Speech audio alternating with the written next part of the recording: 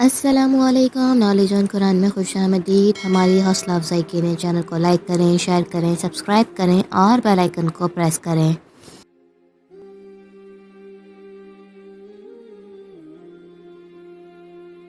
سوال ہے، تاریخ بغداد کس کی تصنیف ہے؟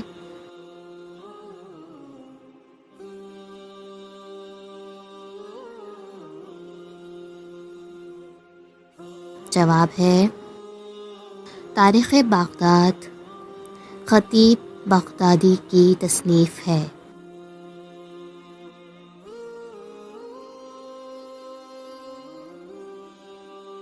سوال ہے، سورہ بنی اسرائیل کا دوسرا نام کیا ہے؟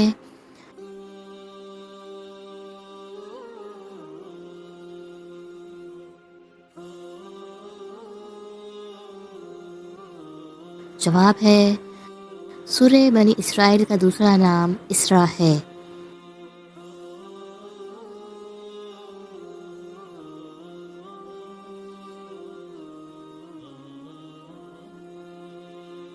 سوال ہے، سورہ بنی اسرائیل میں کتنی آیات ہیں؟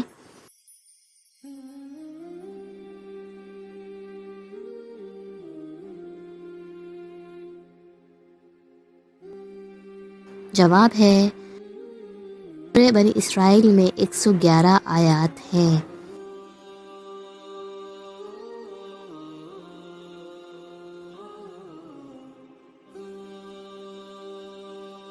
سوال ہے، اصحاب حجر کون سی قوم کو کہتے ہیں؟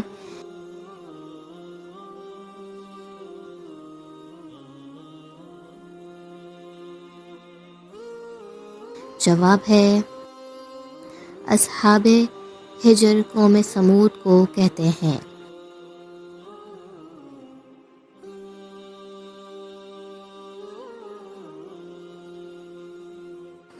سوال ہے، علم الفرائض سے کیا مراد ہے؟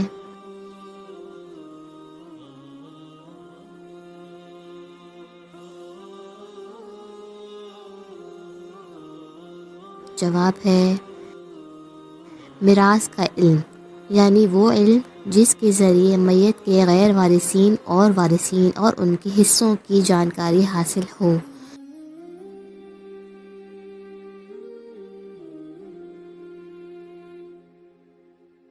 سوال ہے، بارش کے لیے کون سی نماز ہوتی ہے؟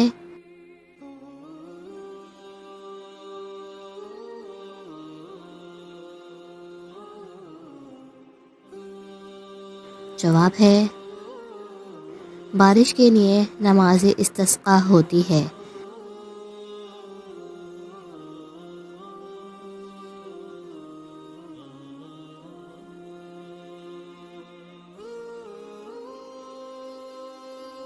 سوال ہے،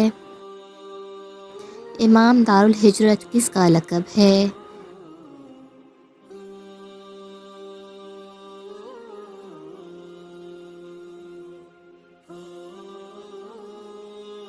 جواب ہے امام دارالہجرت امام مالک رحمۃ اللہ علیہ کا لقب ہے۔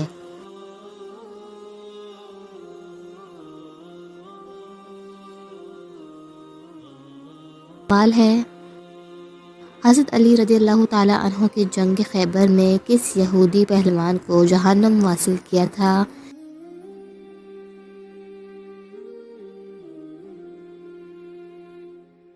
جواب ہے حضرت علی نے جنگ خیبر میں مرحب یہودی پہلوان کو جہنم واصل کیا تھا۔ سوال ہے،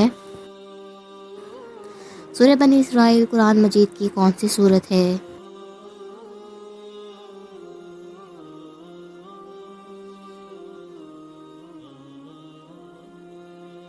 جواب ہے سورہ بنی اسرائیل قرآن مجید کی 70ویں سورت ہے۔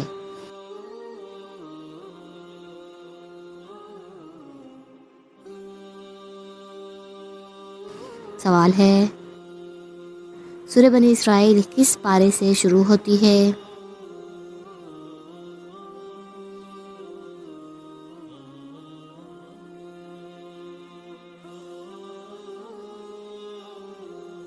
جواب ہے سورہ بنی اسرائیل 15ویں پارے کے آغاز کے ساتھ شروع ہوتی ہے۔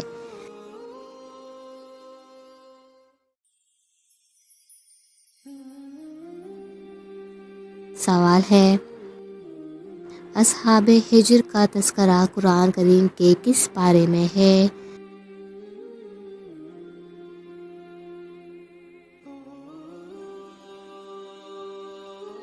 جواب ہے اصحاب ہجر کا تذکرہ قرآن کریم کے 14ویں پارے میں ہے۔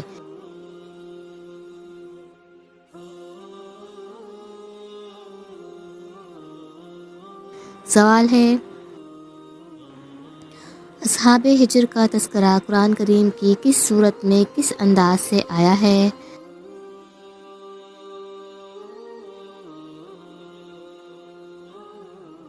جواب ہے اصحاب ہجر کا تذکرہ سورہ ہجر میں ان الفاظ میں آیا ہے کہ یقیناً اصحاب ہجر نے رسولوں کو جھٹلایا۔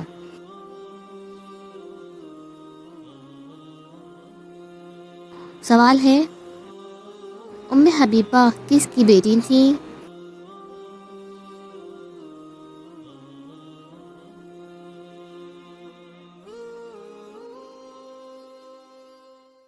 جواب ہے ام حبیبہ حضرت سفیان کی بیٹی تھیں۔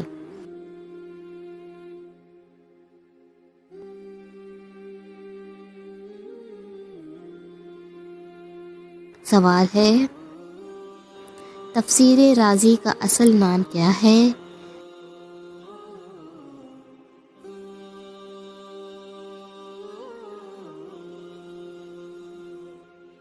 جواب ہے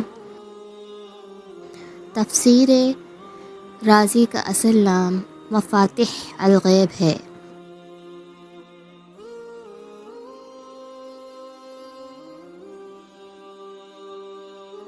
سوال ہے یوم المرحمہ کس دن کو کہا جاتا ہے؟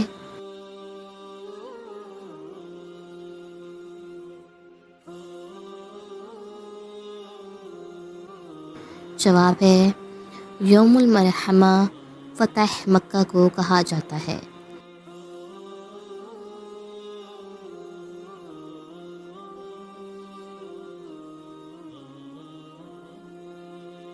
اللہ آپ کے علم میں اور عمل میں برکت عطا فرمائے، آمین۔